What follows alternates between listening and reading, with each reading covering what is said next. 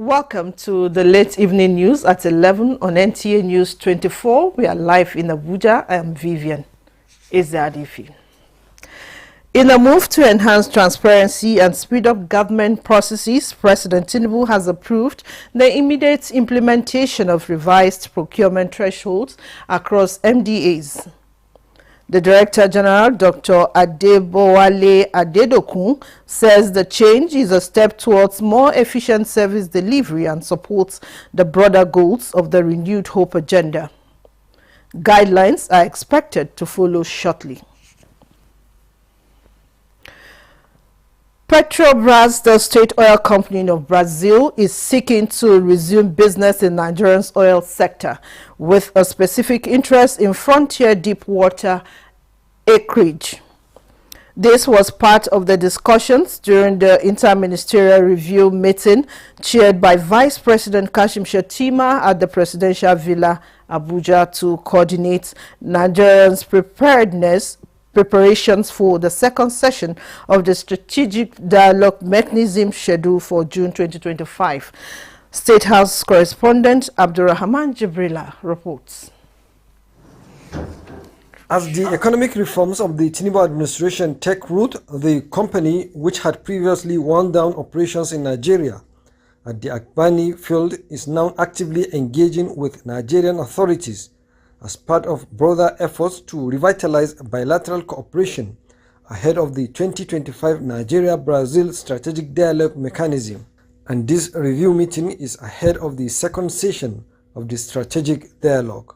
Vice President Kashim Shettima noted that 2025 represents a critical moment of interface with Brazil, emphasizing that the convergence of international events provides Nigeria a unique opportunity to advance its interests on the global stage. And this convergence of events provides us with unique opportunity to advance our interests at the global stage. I'm quite thrilled with the advancements we have made as per tidying of our acts on the MOU with the Brazilian government. That shows some seriousness on our own part. This time around, there is a sea change in our attitude, in our disposition, and in our commitment. As we're aware, Petrobras was active in Nigeria. They pulled out of the Agbami field, so they're no longer present. I had a meeting with them. They are very keen on coming back into Nigeria. And what they've said specifically is they want frontier acreage, deep water acreage. And this is where they specialize. To establish partnership with Brazilian pharmaceutical companies for local drug manufacturing, joint research in tropical and subtropical diseases. One of the major pharmaceutical companies, a privately held company, FPG, offered to invest $240 million to establish a pharmaceutical production plant here in Nigeria. We have been able to finalize the Nigerian Film Corporation Audio-Visual Co-Production MOU, which is very important because we're going to have Festac at 50 next year, and we really want the Brazilians to participate fully. And the National Gallery of Art MOU on joint exhibition. The strategic relationship between Brazil and Nigeria has been growing stronger and stronger, especially with the recent signing of the GIP, which seeks to extend or transform through technological advances and climate-smart agriculture that will impact on the agricultural and food security of Nigeria. Vice President Shettima commended the ministers for their passion in pursuing Nigeria's national interest. Brazil is hosting so many global events this year, from the BRICS Summit to the G20 Summit and COP30. From the State House, Abdurrahman Jibrila, NTA News. Meanwhile, Vice President Kashim Shettima says the difficult but very crucial decisions taken by the Tinubu administration are targeted at engineering an economy that works for the Nigerian people. The Vice President, who stated this during the 15th Mechanical Engineering Distinguished Lecture at the Shehu Yaradua Center in Abuja, likened the art of governance to the ability of engineers who work with machines and structures to transform theories into measurable outcomes. Reflecting on the theme of the lecture, the imperative of engineering strategies for the planning of national budget, Vice President Shettima said it aligns with the policies of the Tinubu administration in budgeting for transformation. Planning of national budget invites us to revisit our budgetary architecture through a new lenses. What if we approach the national budget the way an engineer approaches a machine? Nigeria has tremendous potential for socio-economic development, but we need to address challenges and seize opportunities to achieve this sustainable and inclusive growth, deploying all our specializations in wheeling the country desired destination. This thing reflects our commitment on aligning engineering practice with the evolving global agenda on ocean sustainability, climate resilience, and economic diversification. State House correspondent Abdulrahman Jibrila further reports that the 15th lecture also provides a platform for interaction among professionals on a topic that resonates with contemporary realities of the country. And to the state capital, to the Federal Capital Territory statutory budget for 2025 put at 1.7 trillion naira transmitted by President Tinubu to the Senate for consideration and approval has passed first and second reading and referred to the relevant committees for further legislative action. National Assembly correspondent Lami Ali reports on these and other proceedings at plenary this Wednesday. President Tinubu's letter transmitting the budget bill was read at the commencement of plenary, and it immediately went through first and second reading. 1,289,690,124,776 naira only is for capital projects for the service of the Federal Capital Territory, Abuja. Senate leader Upeyemi Bamidele highlighted that essentially the proposed spending prioritizes infrastructure developments. I've seen the infrastructural budget, 1.2 trillion. It would be good if the Minister of the FCT takes note of the urgent need to provide services, infrastructure services to the adjoining areas. I can see that a lot has been budgeted for the education sector, which I must commend the minister.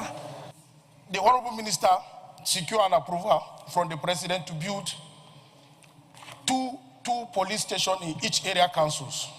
I believe strongly that the President has done well, just like Senator Nengi observed, that in the last 2 years of his administration, FCT has changed, and so it will need support. Senate passed for second reading to establish Rice Development Council of Nigeria, sponsored by Senator Adamu Aliru, and also confirmed appointments of 5 resident electoral commissioners for the Independent National Electoral Commission, INEC. As the Senate prepares to hold a summit on national security, it has set in motion a strategy to enable it better understand the dynamics of cybersecurity and telecommunications. We have situations where in the largely unregulated social media, somebody with access to 10 megabytes of data will sit down somewhere, particularly in the area of artificial intelligence, concoct some stories, put somebody's head on somebody else's body, and push it out, leading to distress amongst people. We need to be designing our systems with that cybersecurity in mind. There are different conversations going on around having the national cybersecurity architecture, around having online harm protection bill, and so on. Strengthening Nigeria's digital resilience and cybersecurity will form the agenda of the proposed security summit. From the National Assembly, Lami Ali, NTA News. The Joint Admission and Matriculation Board, JAMB, has issued a formal apology to candidates affected by by technical challenges during the 2025 Unified Tertiary Matriculation Examination (UTME) in some parts of the country. Registrar of the board, Professor Ishaq Oluide, tendered the apology at a press conference in Abuja while addressing public concerns and clarifying issues surrounding the recently released UTME results. Olayinka Ojo reports. I apologize and take full responsibility, not just in words. The error, according to JAMB, occurred as a result of negligence on the part of one of the service providers that saw 206,610 candidates from 65 CBT centers in Lagos zone affected and 173,387 candidates from 92 examination centers from 5 southeast states also affected. For the Tuesday glitch, the service providers concerned with the result were deployed to effect the patch, but there were patch errors in some centers, that's some centers, for the first 3 or 4 days in only 2 locations. In the process of rectifying the issue, the technical personnel deployed by our service provider for LAG, Lagos and Southeast zones, inadvertently failed to update some of the delivery servers. Regrettably, this oversight went undetected prior to the release of the results. Professor Oloide informed the gathering that the board has decided to reconduct examinations for all affected candidates. All the candidates affected in the 157 centers of the 882 be contacted to retake their examinations. These candidates are to be contacted through text messages addressed to their registered phone number from tomorrow, their email addresses, their profiles, and phone calls by JAMB. They are directed to reprint their examinations. The board, however, assures candidates that it remains true to its guiding principles of integrity. Olayinka Ojo, NTA News. And to politics now. The entire management and staff of the People's Democratic Party have joined in the quest for a rebranded PDP. This was demonstrated through their declaration of support behind the PDP Governors Forum and the National Working Committee in recognizing the party's Deputy National Secretary as the acting National Secretary. This was at a media briefing at the PDP National Headquarters in Abuja. Correspondent Timothy Yusuf reports. There are 83 in number representing the entire management and staff of the PDP. Director of Administration Gurama Bawa on their behalf expressed concern over ongoing leadership issues, especially regarding the office of the National Secretary. PDP governors on April 14, 2025 asked the Southeast to nominate a new secretary and announced Deputy National Secretary Setonji Koshoedo to act as National Secretary. After thorough consideration, the management and staff of the PDP National Secretary unanimously align with and declare unalloyed loyalty to the recommendation of the PDP Governors Forum as adopted by the National Working Committee in recognizing and working with Setonji Koshoedo as the acting National Secretary of our party in line with the provision of the PDP Constitution. The management and staff submitted at NWC's directive that architect Setonji Koshoedo act as National Secretary is in the overall interest of the stability of the PDP and the best step at the moment to restore the confidence of members of the party and as well preserve the integrity of its internal processes, given the sensitive nature of the office of the National Secretary in the operation of a political party. The urged acting National Chairman Umar Damagum to take all necessary measures to ensure the next meeting holds as planned. Timothy Yusuf, NTA News. There will be more reports after this time out. Stay with us.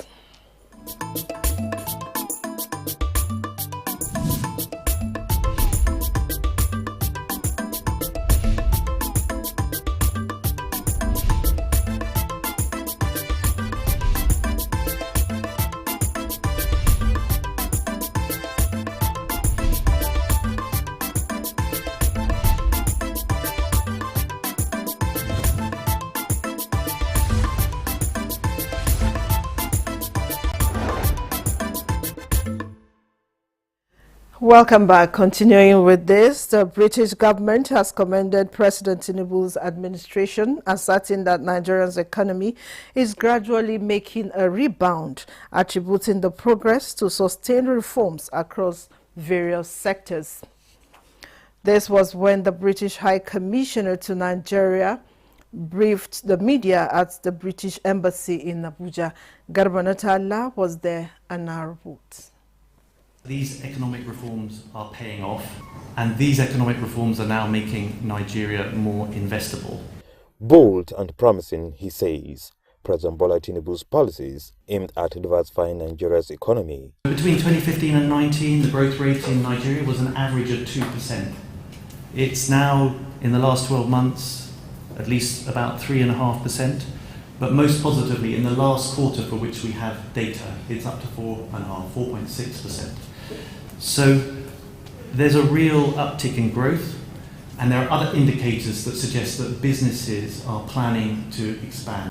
While progress is evident, the UK government is optimistic to support Nigeria's efforts to diversify its economy beyond oil exports. And we encourage Nigerian exporters to take advantage of the opportunity to continue to trade tariff-free with the UK on over 3,000 products, such as cocoa, plantain, olive oil, tomatoes and other vegetables, yam, shrimp and prawns and cashew nuts, and many more.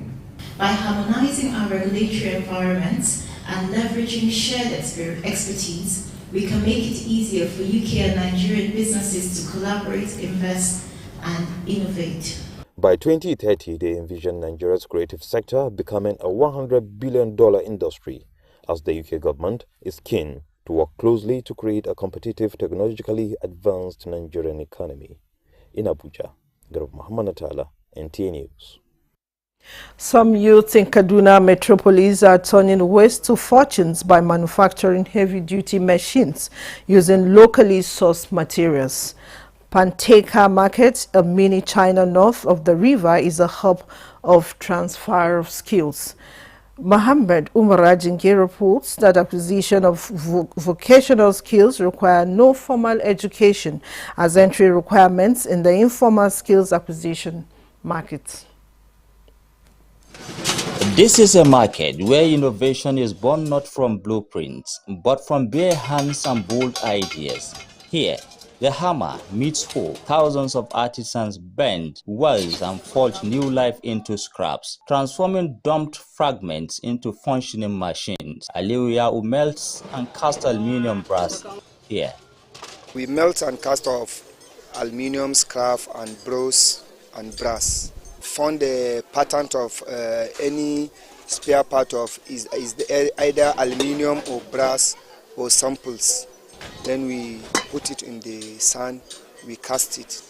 The skill acquisition program is not only tackling the issues of unemployment here at Panteka Market, but reviving the culture of craftsmanship in Kaduna State.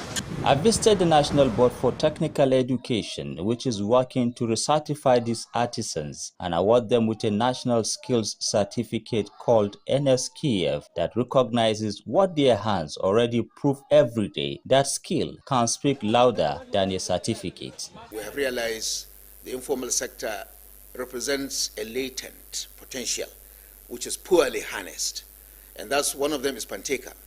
Panteka is not the only one. There are several others across the country. So we have designed programs whereby the informal sector will gradually be formalized so that those artisans on the roadside would be given NSQ, Nigerian Skills Qualification. And if the government or companies are looking for welders, scaffolders, building construction artisans and so on, they could go to those informal sector. Once they have the qualification, they will be able to engage them. From the benches of the roadside fabricators to refined local machine makers, this recertification seeks to promote innovation and fuel economic growth in Nigeria. This is the MBT Exhibition Center, where the beautiful works of these artisans of Panteka Market and of course many other places across the country are being kept for industries to come forward and invest to drive economic growth and prosperity of Nigeria. For these craftsmen, the national certificate is more than just a paperwork, but a recognition of the power of skill to encourage more innovations. In Kaduna, I am Muhammad Marajingi, NTA News. The National Hajj Commission of Nigeria has airlifted over 15,000 pilgrims for this year's Hajj, with more flights airlifting pilgrims from Ogun, Osun and Sokoto leaves for Medina this Wednesday evening. Tope Alabi has an update on the airlift of pilgrims for this year's Hajj. Flynas flight XY8414 departed Lagos to Medina at 17:34 hours on Wednesday with 387 pilgrims and 10 officials, with Ogun having 243 pilgrims, including 156 males and 87 females. Also on board on the same flight are 144 pilgrims from Osun, including 74 males and 70 females. Earlier, Flynas XY8026 departed Sokoto to Medina at 16:05 hours with 424 Sokoto pilgrims and 5 officials, including 264 males and 160 females. Maxair flight NGL 3017 that departed Kano to Medina with 550 pilgrims has landed safely, same as Air Peace flight APK 7910 that departed Ilorin to Medina with 306 pilgrims landed safely around 4:16 Nigerian time. Similarly, Umza flight UMZ 3410 that departed Kaduna to Medina at 15:18 hours with 312 pilgrims, including 196 males and 116 females, also arrived Medina safely. At the time of this report, NACON Command and Control Center in Abuja announced a total airlift of 14,552 pilgrims from 36 total flights. In the meantime, the lower part of the Kaba's Kiswa has been raised and replaced with a white cotton cloth, symbolizing the commencement of the Hajj season. Tope Alabi, NTA News. With the major focus of world economies being on financing developments, key stakeholders in Nigeria have been urged to join in the conversation towards maximizing the potentials of the Nigerian economy. This was the thrust of a symposium organized by the Civil Society Legislative Advocacy Center, CISLAC. Dennis Adegluye reports. Ahead of the International Conference on Financing for Development, scheduled for June in Seville, Spain, the Civil Society Legislative Advocacy Center, in collaboration with Connected Developments, Oxfam and other partners, has deemed it necessary to convene this symposium to critically interrogate the major issues in the country that are promoting or militating against development. In the critical sectors of health, education and infrastructure development, the consensus is that more investments are required and there is an urgent need to curb leakages and illicit financial flows. The Executive Director of CISLAC, Awal Musa Rafsanjani, also highlighted major points in the document titled Financing for Development in Nigeria, Sectoral Concepts and Insights for the 4th International Conference on Finance for Development. Nigeria is therefore advocating for reforms in the international tax rules, climate finance accessibility, concessional financing frameworks. The government and civil society are jointly urging the international community to prioritize loss and damage financing, equitable access to green investment, and reforms to special drawing rights to support middle-income countries with higher poverty burden. Nigeria is also calling for stronger civil society engagement, decentralized finance reform at the subnational level, and innovative instruments such as debt for development swap, green bonds, and result-based financing. Among other recommendations are the need for accurate data systems and states developing active and measurable development blueprints in order to assess progress and attract meaningful investments. In Abuja, Dennis Adegunloye, NTA News.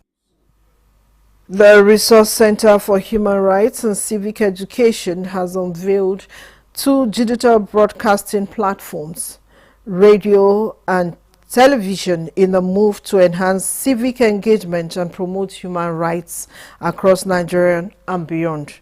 The unveiling held in Abuja was described as a historic milestone for civil society advocacy and hailing the platforms as vital tools to amplify grassroots voices, promote democratic accountability, and uphold citizens' rights as enshrined in Nigeria's constitution and international conventions. Television, therefore, is a core part of our strategic approach for expanding and guaranteeing space for citizens' involvement. It has been established upon the foundational pillars of reform: disseminate, educate, and advocate idea. These four tenets are not just words to us. They define our vision, chart our mission, and underscore our unwavering commitment to advancing democratic values in Nigeria. And that's the late night news at 11 on NTA News 24. Thanks for watching. I am Vivian Ezadifi. Bye for now.